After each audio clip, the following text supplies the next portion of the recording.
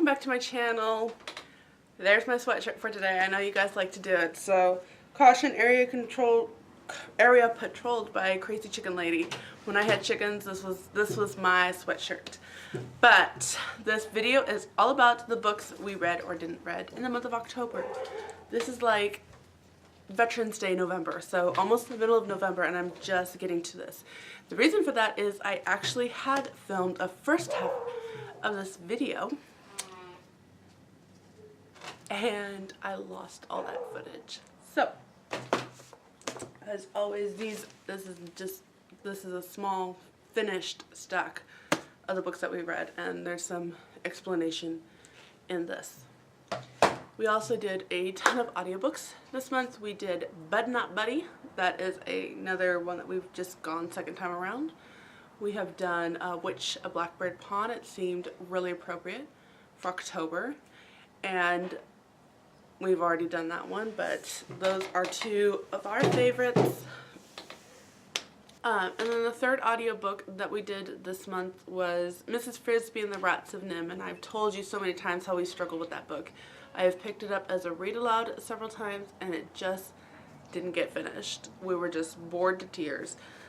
The audiobook we started when we had a 3-hour drive to make for weddings. So we had 3 hours there, 3 hours back, that's 6 hours. And honestly, like, we started it, it was really interesting, but then the story kind of flips from this mouse trying to save her family into a rat's perspective. These were lab rats who basically have taken charge of their lives and live on this farm, and then they're like very sophisticated rats. So underneath there's like electricity and they can read and all these other things.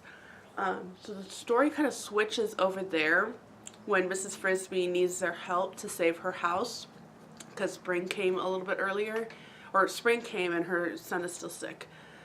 So you get the rat story, and which was really intriguing, but we didn't get as far as we could on the audiobook because my husband was just like, this is too weird for me, just turn it off. So it was a little bit far-fetched. So he was just like done at that point, which is fine. But when we finally got to that point, my kids really got interested in it. They loved the escape that these rats planned. They were really interested in the outcome that was going to happen between Mrs. Frisby needing to get her house to safety. And honestly, we didn't finish the audiobook. Not because of the content, but because the CD we had was so scratched we couldn't finish the book. So I'm going to have to check that book out from the library just so I can read the ending to the kids, but I'm including it in what we read this month. Another one we finished is not my actual copy. We read the first one, Dr. Dolittle. It's not the adventures because I believe the adventures of Dr. Dolittle, I think it's just Dr. Dolittle. But the adventures of Dr. Dolittle is something that his son or nephew, I can't remember which one, basically took all the stories from the series and compiled different stories into one book. And so I actually have the series, so we're just reading the series rather than stories from the series.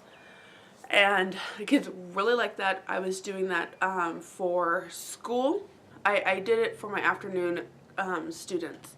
So that usually involves my kids and the extra kid that I teach.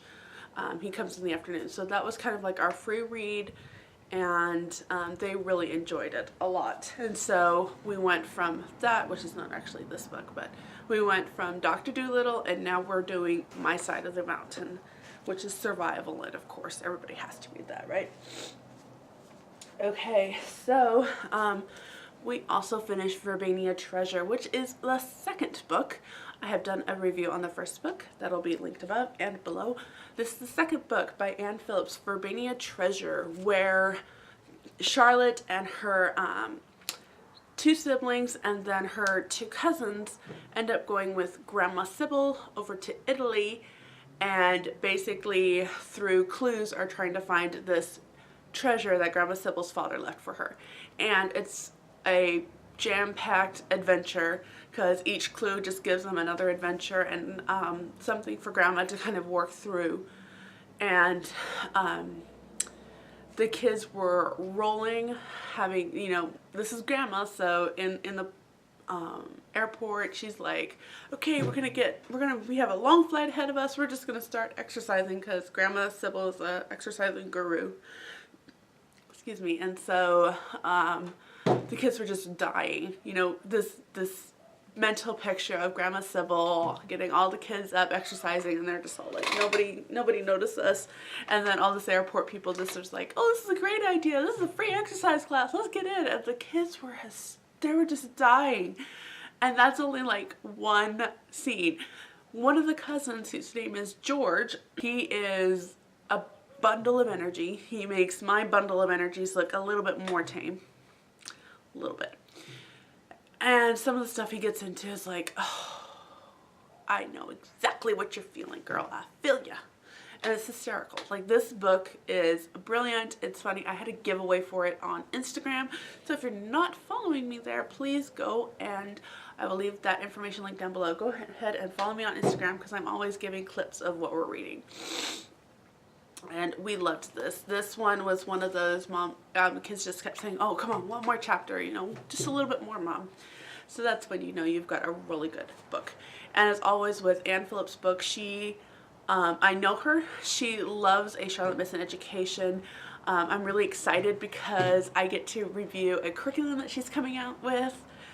So I'm looking forward to just kind of reading it and getting back to her on that, and then sharing that with you. So there's a little teaser, but she knows art. Anne Phillips knows art, and so through her books she shares that with the readers in a living way. And so we had opportunities where we were looking up certain things that were described in here, and it was brilliant. So if you can afford it, seriously, just pause the video right now, go into the link below and purchase your own copy. I will also leave the first book linked in there. I did a review on that. It'll be linked above. We just love these. These are the ones that will be read over and over again. Okay, another book we finished was Gladys Aylward. I'm sorry. Bleh. No, we didn't. So another book that we finished was not this one. It was actually Hudson Taylor. But I've already passed that book along to my sister-in-law, who was at the wedding that I started filming this with.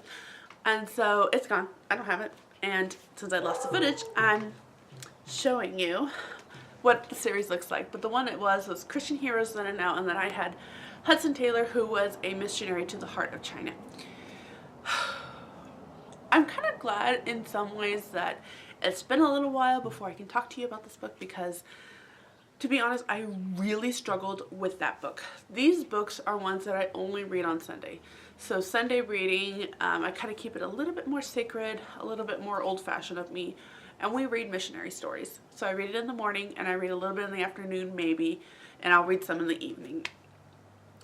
And I knew a little bit about Hudson Taylor actually from my favorite missionary book as a kid, which was Peanut Butter's Friends in a Chop Suey World.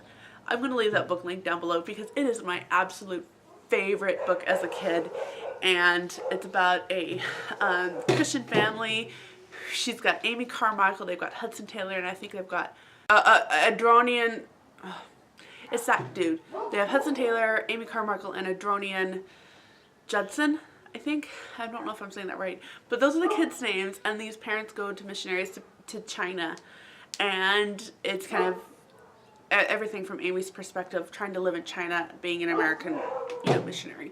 I loved that book as a kid, so I did know a little bit about Hudson Taylor through that book. The problem with books like this is sometimes I really struggle with the whole, because we're Christian, everything's going to work out okay. So a lot of, and like I said, this is one reason why I'm a little bit glad that I couldn't do this review and I had to redo it, because now that I'm thinking a little bit more about it and contemplating on life circumstances. Okay, so a lot of times with these books, it almost seems too perfect. So Hudson Taylor was in the 1800s, and he grew up, I think, in a prominent family, and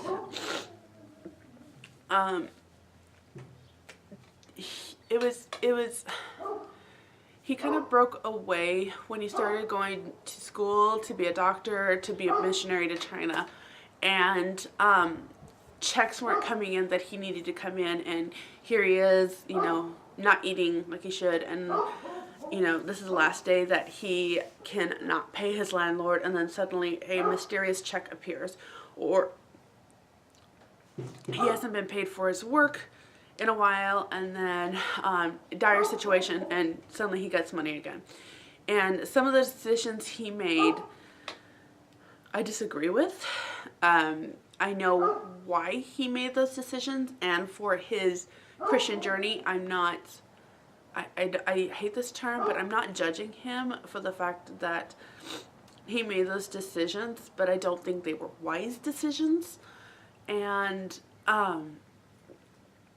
it was really difficult to read. Honestly, the kids just, they had no interest in this book until we got near the end.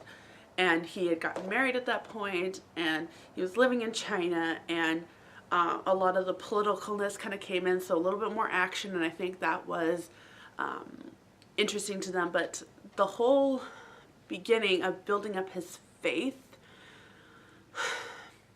it was really difficult, because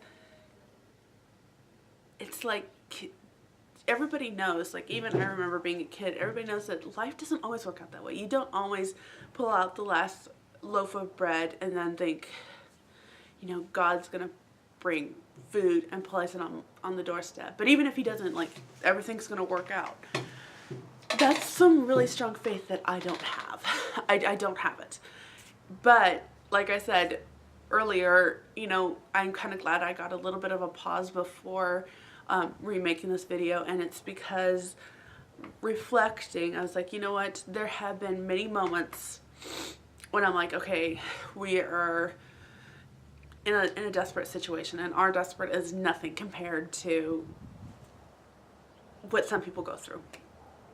Okay, I'm not saying like, oh, we haven't eaten in a week and we're on the brink of going to the hospital for starvation, you know, nothing like that, but trying to figure out, well, what am I going to do so that next month will be okay. Randomly we'll have acts of kindness that come in. And no, it may not be on the day that the last possible moment it comes in. Sometimes it's a little bit beforehand, and I'm like, well, things were okay right now, but thank you. And then something will happen. It's like, oh, if that person hadn't felt led to doing this, I would have been in a situation that I really can't handle right now. So I've had moments like that in my life. I've actually had many moments in that life. It's actually gotten to the point where I've actually asked God to keep me humble and not rely on those moments, because if they don't come and I haven't prepared for the winter, then we're going to be a little stuck. So reading this book was just an eye-opening on how little faith I had, but it didn't draw me in so much. Like it was really, really a struggle for me to enjoy this book. Hudson Taylor, not this particular one. So kind of glad it's over with, but we're gonna move on to, do you see a theme here? I don't have the other one that we're reading. We have another one for China. Eric Liddell, I think. But this one's Gladys Aylward's The Adventure of a Lifetime to China. We kind of have a China missionary theme here. Okay, so now the next book we finished was Caddie Woodlawn, and boy did we so enjoy that, and I knew we would. Caddie is your pioneer spunky girl, and this is during and just after the Civil War Revolution. It takes place over the course of a year-ish, and Caddie was kind of just a sick No, she wasn't. I'm sorry. She was born, but she lost one or two sisters because they were kind of kept indoors and kind of were sick and weakly constitution. And her father says, give me Caddie and I will raise her up how I see fit. And she was raised to kind of just be a tomboy. She wasn't kept indoors to do needlework and housework. She was allowed to go outside and help with the farm chores and all that. And kids so enjoyed this book and the adventures that Caddie gets in, especially with the Indians or Native Americans, because they really weren't from India. They got to see some of Indian John and some of that, and some of the prejudices from the town with that, and some of the just antics that they get into. Kids loved Caddie Woodlawn. I believe it was the author of the Read Aloud handbook that said, you take Laura Ingalls, I'll take Caddie Woodlawn. And the boys did enjoy her and her brothers, their adventures together. So there's that. And so far as what we finished in our homeschool for history reading, we began this book, Sir Walter Raleigh and the Quest for El Dorado by Marc Aronson. And I don't even think I finished a first chapter before I was like, you know what, I'll put this on my shelf. Nobody, I just set it aside. I realized really quickly that this was a little bit more for older, and I don't think it was going to be a good to read aloud. So I made a video showing all the books that I had planned to use in our homeschool, and I will leave that linked above. That's that. So I feel like there was another book or two that we read. I literally have a house full of books that we're reading. I have Little Princess going on with my girls, The Great Brain going on with my boys, books for our homeschool, our Read Aloud books going on, and then our fall Read Aloud books going on. So there's a full basket going on right now, or a full plate, or whatever you want to consider it. But until then, this is what I've got going on for our Read Alouds, and I hope you enjoyed this video and the reviews. And until my next video, I hope you will subscribe if you are new. Leave a comment below with any of the books that I have mentioned, and if you've read any, or if you have any suggestions for our Read Alouds, I would enjoy reading those. And what have you been reading? Share that in the comment section below, and I'll see you next time. Bye.